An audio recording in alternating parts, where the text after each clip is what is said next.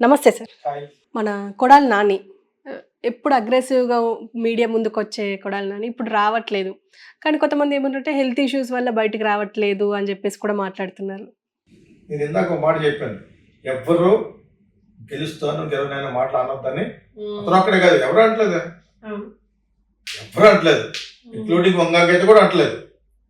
ఇతను అంతకు ముందు వచ్చి బూతులు మాట్లాడే తగ్గించాడు. ఏదో ఒకసారి చెకప్ వెళ్ళరా వెళ్ళి ఉంటారు. ఇలా ఏదో క్యాన్సర్ గిన్సర్ అని పెట్టారు. నేను బాగానే ఉన్నాను ఒక వీడియో పెట్టాడు. ఇంకా అంతగానే చేస్తాడు. అప్పుడు కూడా బూతులు మాట్లాడాడు కదా.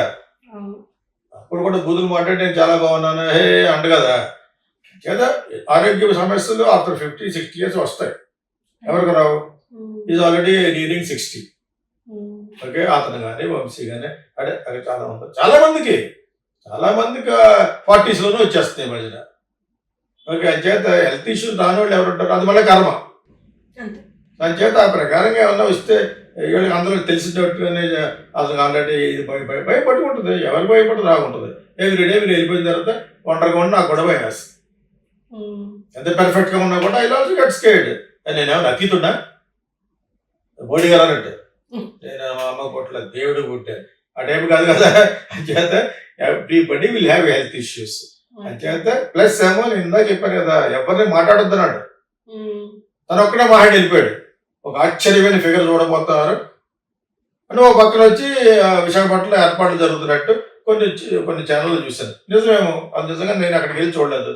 నాకు జవహర్ రెడ్డి తెలుసున్న వ్యక్తి ఆయన కూడా ఫోన్ చేసి అడిగేంత ఇది లేదు. ఇప్పుడు అడగకూడదు, ఎగ్జిట్ పోల్సి తెలియకూడదు. అడిగినా ఫోన్ ఎత్తాడో కూడా ఒక 2-3 నెలల నుంచి ఎత్తట్లేదు అతను ఫోన్. దేని గురించి కాదు, వేరే విషయం గురించి ఫోన్ చేసాం. వాళ్ళ ఏదో గొడవలో ఉంటారు. Otherwise it was very close to me before YSR ఉన్నప్పుడు. అతను యాక్చువల్గా పశువుల డాక్టర్, ఏఎస్ అది పాస్ అయ్యాడు. సో మరి అక్కడ ఏర్పాట్లు జరుగుతున్నాయి. ఎంతమంది అలా చెప్తున్నారు, మీకు ఎంత కాన్ఫిడెన్స్ ఎలాగొచ్చింది అని అడుగుదాం అనిపించింది. మనకి ఇంకెంత 10 days ఆగితే మొత్తం తెలిసిపోతుంది కదా.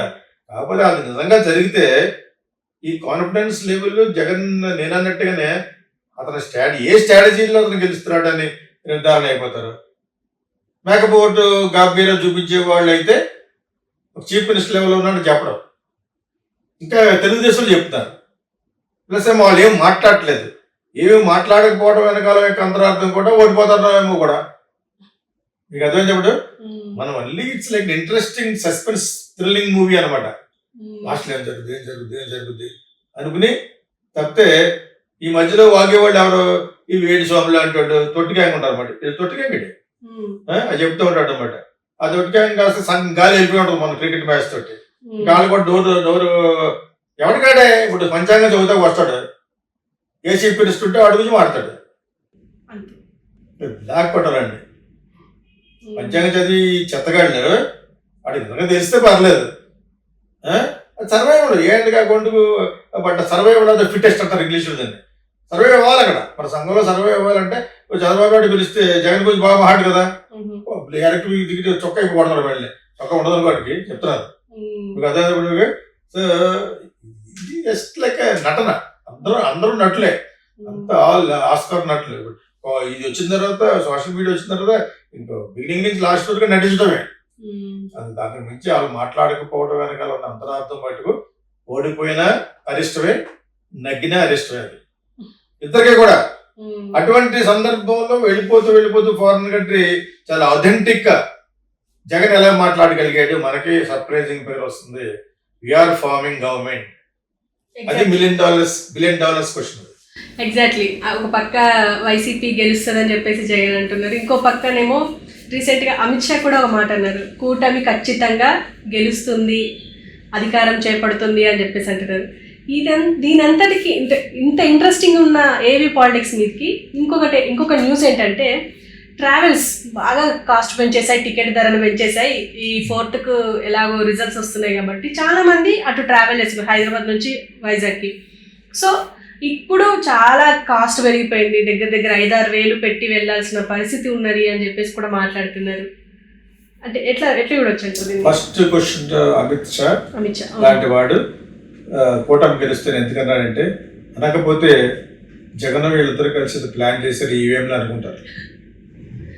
రైట్. కూటమిలో ఉన్నారు కాబట్టి కూటమి తరపున మాట్లాడాలి. డైలాగ్ కదా ఇప్పుడు అదే అమిత్ షా వచ్చి ఏదో చాలా చెత్త అని చెప్పి మాట్లాడారు. ఎవరు జగన్ ఇంత మోసగాడు ఎందుకు మోసగాడు అంటే రేపు సీట్లు కాదు రారా మీరు. ఇది ఎలా ఉంటుంది వాళ్ళతో కూడా కూటమి పెట్టుకున్నా ఇదంతా ఒక నటనేమో, ఇదంతా జగన్ స్ట్రాటజీ అయి ఉండొచ్చు. కూటమిలో చేరండి, సరేనా నువ్వు కూడా కాంగ్రెస్ చేయరు, ఇవన్నీ కూడా స్ట్రాటజీ ఏమో చెప్పలేము. ఆ లెవెల్ కూడా ఆలోచించగలిగిన సిన్సియర్ క్రిమినల్ మెంటాలిటీ ఉన్న ఎఫిషియెంట్ మళ్ళీ అన్నీ వెళ్తున్నాను జగన్. అందుకని జగన్ స్ట్రాటజీని అండర్ ఎస్టిమేట్ చేయకుండా పియాగాళ్ళు అంటుంటే చాలా మంది పొడుచుకొచ్చింది నా మీద. అది అమిత్ షా అనే దాంట్లో అంతరార్థం ఏంటంటే ఓన్లీ పొలిటికల్ స్పీచ్. అది మేము కూటమిలో ఉన్నాం కాబట్టి కూటమి గురించి మాట్లాడకపోతే లేదు జగన్ గెలుస్తాడు నిన్న నాకు అందిన అండ కదా, అది ఎలా తెలియబోతుంది తెలుస్తుంది. ఓకే ఓకే కూటమి గెలుస్తేనే చెప్తాడు. ఇంకోటి ట్రావెల్స్ ఏంటంటే బిజినెస్, అది బిజినెస్ ఎయిర్లైన్స్ లో వాళ్ళు మామూలుగానే పెట్రోల్ ఖర్చు రావట్లేదు గోలాడుతుంటే రెడ్డిగా ఒకటే చాలా సక్సెస్ఫుల్ గా ఉంది. మిగతా చిన్న చిన్న పలుచగా ఏషియా అని 2-3 ఛానల్స్ అదే మన ఛానల్స్ ఎయిర్లైన్స్ వెళ్తున్నారు కాబట్టి వాళ్ళకి చెప్తే బాగా సుభిక్షంగా ఉంది. ఏంటి సుభిక్షంగా ఉంది, ఒక ఫ్లైట్ తోటి ఈ రోజున 500-600 ఫ్లైట్లు ఆపరేట్ చేస్తారు ఇంటికి. మిగతా వాళ్ళందరూ పడిపోయారు. కింగ్ ఫిషర్ అనేది అంతకుముందు సన్ టీవీ వాళ్ళు చేసేవారు, ఇంకోటి ఆవిడ చేసేవాడు, చేతులు మారినాయి. ఆ కింగ్ ఫిషర్ అయిన తర్వాత జెండాపై కర్రాజు ఎత్తే వెళ్ళిపోయాడు విజయమాల్యా. అంచేత airlines is not profitable business, it is one of the business in there whole bunch. వాళ్ళ షేర్ వాల్యూ పెరగడం కోసం ఒక పబ్లిసిటీ వాడుకునే ఒక టాటా మళ్ళీ వచ్చింది. వాళ్ళకంటే గొప్పవాళ్ళు కాదు కదా Ratan Tata and all they came taking back to civil aviation. So వీళ్ళందరూ కూడా ఏ పోటు కాపోటు గడిస్తే చాలు, ఏ ఫ్లైట్ కా ఫ్లైట్ కనీసం ఒక 5% వస్తే చాలు అంటే రూపాయి వడ్డీ వస్తే ఈ రోజున రూపాయి 12%, అది పెద్ద బిజినెస్. బ్యాంకులో 5-6% కూడా 50%, 60% కంటే 60 పైసల కంటే ఎక్కువ ఇవ్వట్లేదు వడ్డీ. పైసలతో చెప్పుకోవాలంటే 6%, 7%, 12% అంటే 1 రూపీ, 18% అంటే 1.5. 18% వచ్చిన ఎయిర్లైన్ లేదు అసలు. కానీ ఎలాగంటే ఎక్కువ వాల్యూమ్ ఉన్న గట్టిగా గ్రో అవ్వగలిగితే ఇండిగో లాంటి airlines. IndiGo started one flight, ఒక్క ఫ్లైట్ స్టార్ట్ అయ్యేది లైఫ్. ఈరోజు 100 ఫ్లైట్స్ ఉన్నాయి operating all over the world. So ఈ టైంలో కొంత సివిల్ ఏవియేషన్ ఆల్రెడీ అథెంటిక్ గా ఈ మహారాజా దాంతో వచ్చిన వాళ్ళకి మళ్ళా ఇస్తే బెటర్ అని రతన్ టాటాకు ఉన్న పేరుతోటి ఆయన ఉండగానే ఇది చేద్దామని చెప్పేసి ఆయన ఇప్పుడు ఏమి ఆయన చూసుకుంటలేదు, జస్ట్ అలా నడుము కూడా వంగిపోయింది కదా. ప్లస్ ఆయనకున్న పేరు ఇమేజ్ డిఫరెంట్ ప్రపంచంలోనే, అది వాళ్ళకి మళ్ళీ ఇచ్చారు. సగం ఎయిర్లైన్స్ వాళ్ళు మళ్ళా, కాకపోతే మళ్ళీ ఇండిగో లెవెల్కి రావాలని టైం పడుతుంది. ఇండికే పెరిగిపోయింది అలాగా, వాళ్ళు సమిష్టి కృషిలాగా పెంచుకుంటూ పోయారు.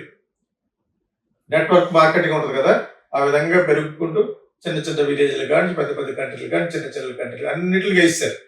సో వాళ్ళకి ఏ రోజు ఆ రోజు సిటీ బస్ ఉంటుంది, ఈరోజు ఎంత కలెక్షన్ ఆ టైప్ అనమాట. అంటే ఇప్పుడు దీపం ఉండగానే ఇల్లు చక్క పెట్టుకోవాలి. ఇప్పుడు అందరూ ఇక్కడి నుంచి ఊళ్ళో పెళ్ళి అయితే కుక్కలు గడవాడిలాగా మొత్తం ఇక్కడి నుంచి అక్కడి నుంచి వెళ్ళి వాళ్ళు చాలా మంది ఉంటారు. అదే టైంలో బొక్క ఇచ్చేవాడు, అదే టైంలో క్రౌడ్ నుంచి లాగా అంటాడు అమిత్ షా అనమాట. అదే విధంగా జగన్ కానివ్వడు, చంద్రబాబు నాయుడు గారు కానివ్వడు ఉంటాడు కదా. అంతే అక్కడి నుంచి ఇక్కడికి దగ్గరిగేస్తూ ఉంటారు అనమాట. వాడు ఏమన్నా నువ్వు ఎప్పుడు జాయిన్ అవుతావు అంటే రిజల్ట్ అవునా ఆ ఫిల్మ్ స్కూల్లో, దానికి దీనికి సంబంధం ఉందా, ఫిల్మ్ స్కూల్లో జాయిన్ అవుతాను సరదాగా అన్నాను. మొత్తం చూస్తాడు ఇది, నేను జాయిన్ అయిపోతాను సార్, ఇక్కడ మా కాంట్రాక్ట్లు అన్నీ కొంచెం ఇదే అయిపోయిపోయింది గవర్నమెంట్లను అంటే is expecting Chandrababu Naidu to come. ఇంకో స్టూడెంట్ వచ్చి ఈ నాట్ ఎక్స్పెక్టింగ్ ఆయన కూడా ఈ ఎలక్షన్ అయిపోతే వచ్చి జాయిన్ అవుతుంది సార్ ఎలక్షన్ కోర్సులో. మీకు అర్థమైనప్పుడు అంటే ప్రతి ఒక్కడికి ఇది ఒక పెద్ద మేజర్ ఈవెంట్ అయిపోయింది. ఇప్పుడు ఎక్స్పెక్ట్ ద అన్ఎక్స్పెక్టెడ్ లాగా ఒక సస్పెన్స్ నేను తలపించే ఒక పెద్ద సస్పెన్స్ డ్రామా ఫిల్మ్ లాగా అనిపిస్తుంది. ఎయిర్లైన్స్, మీ సెకండ్ క్వశ్చన్, ఎయిర్లైన్స్ డబ్బులు పెంచుకోవాలంటే డెఫినెట్గా ఇది నేను నిన్న మనం మైసూరు వెళ్దామని అనుకున్నాను. ఈ ఎఫెక్ట్ అని తెలియదు నాకు. అక్కడ యాక్చువల్గా మైసూరు పక్కన హతహళ్ళి అని ఒక ఊర్లో గుడి ఉంటుంది, నేను ఇక్కడ పెట్టాను కదా, భూవరాహస్వామి టెంపుల్కి వెళ్ళమని ఎవరో చెప్పారు, వెళ్ళాను. Something has happened good for me. దాని తర్వాత ఇది అక్కడ యూట్యూబ్లో చూసి టక్కున వెళ్ళిపోయాను. నైట్ వచ్చాను, మార్నింగ్ ఫ్లైట్ బుక్స్ వెళ్ళిపోయాను. ఒకసారి ఇంకోసారి వెళ్ళాను. అలా నాకు ప్లెజెంట్ ట్రిప్గా ఉంటుంది. మైసూర్లో 2 రోజులు ఉండొచ్చు, అక్కడక్కడ మంచి గంధం పెర్ఫ్యూమ్స్ కొనుక్కోవచ్చు అని వెళ్ళిపోతూ ఉంటారు అనమాట. ఒక దొరకాలి కానీ.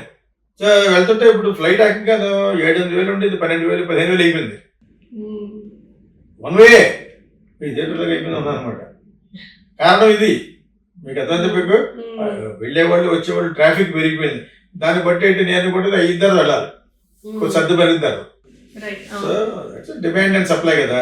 When ever they get the demand through travellers, ఎక్కువ డిమాండ్ ఉన్నప్పుడు వాళ్ళు రేటు కూడా పెంచేస్తారు.